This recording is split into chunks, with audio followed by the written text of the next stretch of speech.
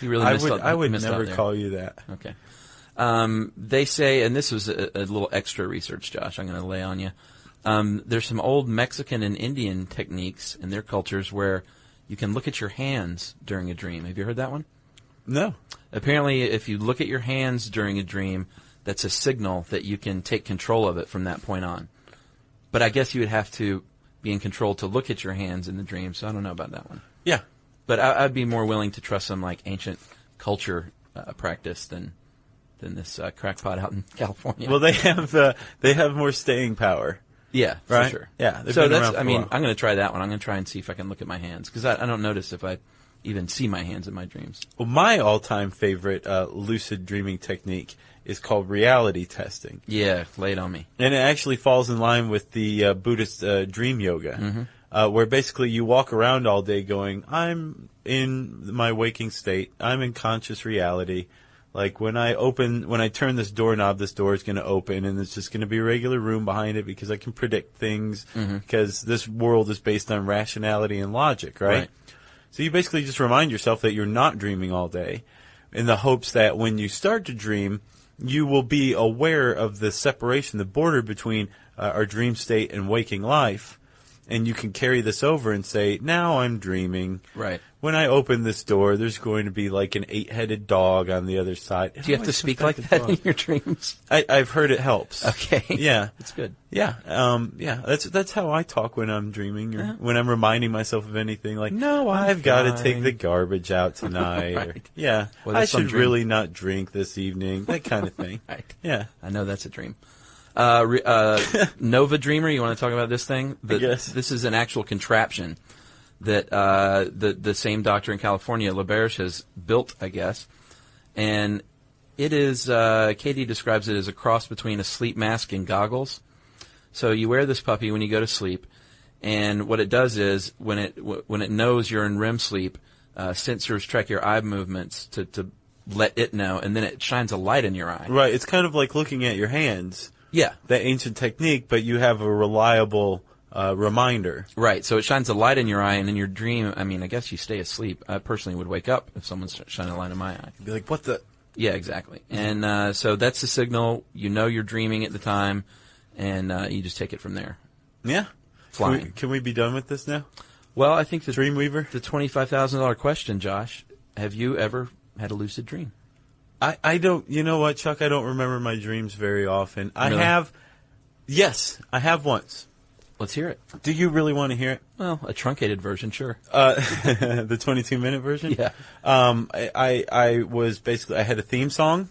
Okay. I wasn't actually a pimp, but like kind of like in the very slangy version of the word pimp, like it just kind of walking along like, what's up? Yeah, Right? you're sure. My dog ran past me, but she was a balloon dog, like a balloon animal. Cool. And that was about it. That was about all I remembered. But it was one of the very few times where I was ever like, this is cool. And that to me is about the same as I'm dreaming. Right. Like it's I was the aware that realization. I was enjoying like this dream. Sure. While I was in the dream. You know what I mean? Yeah. I think that's probably the closest I've had to a lucid dream. Ask me. Well, Chuck, is it time for listener mail? Oh. Chuck, tell me about your lucid dream, buddy. Well, I don't have one specifically, but it does happen to me from time to time. Okay. Where I'll be aware that I'm dreaming and really digging the dream and manipulating where I'm going in the dream. And, Where do you go?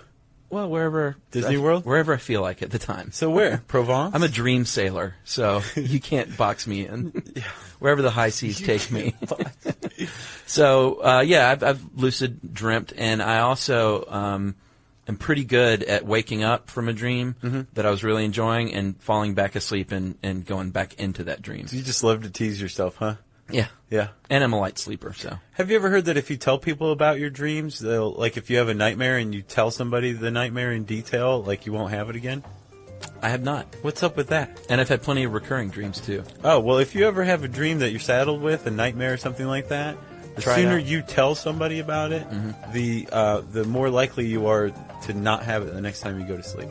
Dr. Clark Speaks. Yep, that's it for me. We're going to do a big dream podcast at some point. Yeah, we were fear going not. to do that, but This, the How Dreams Work article is thick and Yes. voluminous and filled with stats and numbers, and Chuck and I are drooling over it. So look for yeah.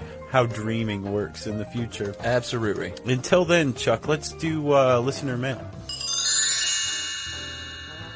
Josh, I'm going to call this Stuff We Should Know, and I also have a special little shout-out at the end of it. Oh, really? That has nothing to do with the mail. Okay. So this is from Mason in Ames, Iowa.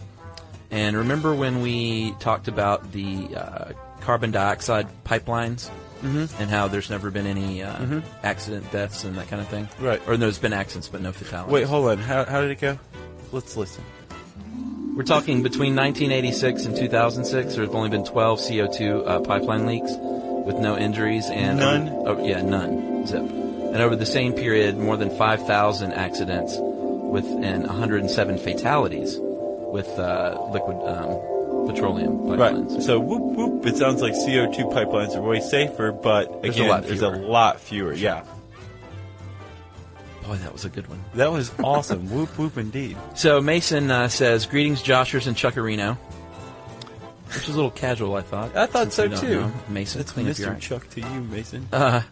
He says he just listened to the CCS carbon capture podcast. Oh, he's using CCS to impress his friends. Yeah, and he actually wrote down abbreviation, which I thought was kind of funny. I wonder if he's... I can't say. He grew up in a small town called Muleshoe, Texas. Sweet. And he says that should make my listener mail read-worthy already, and he's right. But he said he grew up 13 miles west of Muleshoe, and about 5 miles from our house there was a station on a carbon dioxide pipeline that tapped the CO2 and stored it in those huge cylindrical tanks. And it was shipped on big semi-trucks from that plant. Yeah. So he says way back in 2002, there was a catastrophic failure in one of the tanks, and it actually killed a worker and injured 3 others. So the explosion shook all the dishes in our house from 5 miles away. That's pretty hardcore. Yeah. And his father, who was an Air Force pilot, said he initially thought the noise was a sonic boom from a jet. So he said it didn't result from a leaking pipeline, but if there would have been no pipeline, there would have been no accident. Yeah. Well, sorry about that, Mason. Sorry we overlooked the local tragedy there. In Muleshoe, I'm surprised we didn't hear about that. Yeah. And now, Josh, for our special little shout-out. What is it, Chuck? This is to Sully, who is... Sounds like one of your pals. yeah, it's a little kid. His mom wrote in. His mom, Kristen, wrote in from Southern California. Mm-hmm. And I know Jerry was a big fan of this email as well. And if you read them, you would be as well. Uh-huh. And Sully is Sullivan. He just sounds like a really cool little kid. He's about my nephew's age, 11 years old, I Noah? think. Yeah, my cousin, my nephew Noah, Yeah. who is a very cool, smart kid. And they are both big fans of Mythbusters, and they're really smart and into school and stuff. Sure. And Kristen just wrote us in to thank us, and I'm not going to read her email, but we just wanted to say hi to Sully, and thanks for listening, little buddy. Stay in school, keep studying, Drink your milk. keep up what you're doing, because your mom says you're a really cool, groovy kid. He loves Modest Mouse. Right on, Sully. At 11, I mean, come on, and They That's Might Be pretty cool. Giants. Nice. And I believe my nephew Noah is a big They Might Be Giants fan as well. So, Well, sweet. so we Two just cool wanna, kids. Yeah, I want to say hi and thanks for the support and keep listening. Yeah. Thank you, Sully. And thank you, Mason. Thank you to everybody who listens to us.